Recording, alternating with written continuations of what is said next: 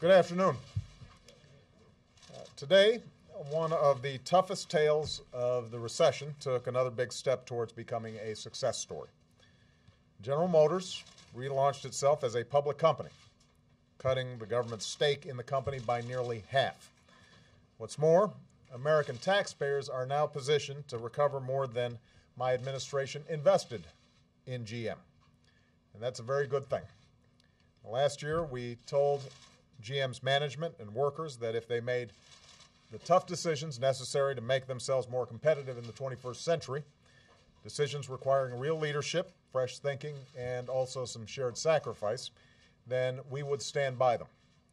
And because they did, the American auto industry, an industry that's been the proud symbol of America's manufacturing might for a century, an industry that helped to build our middle class, is once again on the rise. Our automakers are in the midst of their strongest period of job growth in more than a decade. Since GM and Chrysler emerged from bankruptcy, the industry has created more than 75,000 new jobs.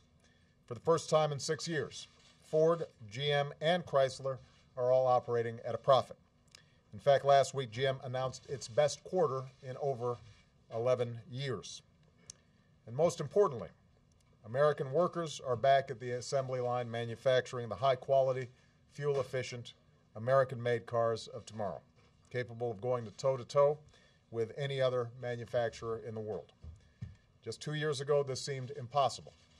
In fact, there were plenty of doubters and naysayers who said it couldn't be done, who were prepared to throw in the towel and read the American auto industry last rites. Independent estimates suggested, however, that had we taken that step, had we given up, we would have lost more than 1 million jobs across all 50 states.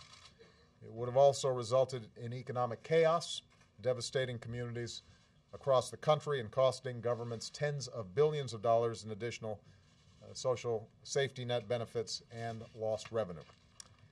Now, that wasn't an acceptable option, to throw up our hands and to quit. That's not what we do.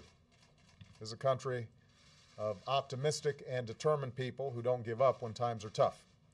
We do what's necessary to move forward. So these last 2 years haven't been easy on anybody. They haven't been without pain or sacrifice, as the tough restructuring of GM reminds us.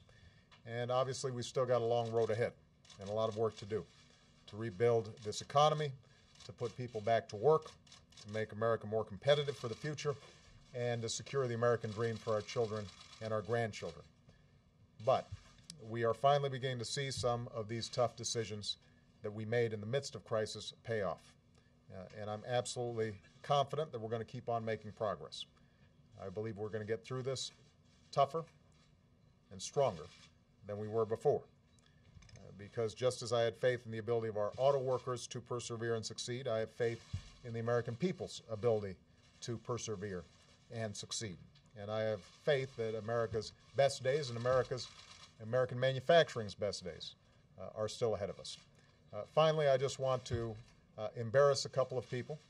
Ron Blum and Brian Dietz are key members of the team that helped to engineer this rescue of GM and Chrysler. So it had not been for these two gentlemen, a whole lot of people might be out of work right now. We are very proud of them, and I figured that I'd go ahead. You can see they're all looking sheepish. Point them out to you. So thank you very much, everybody.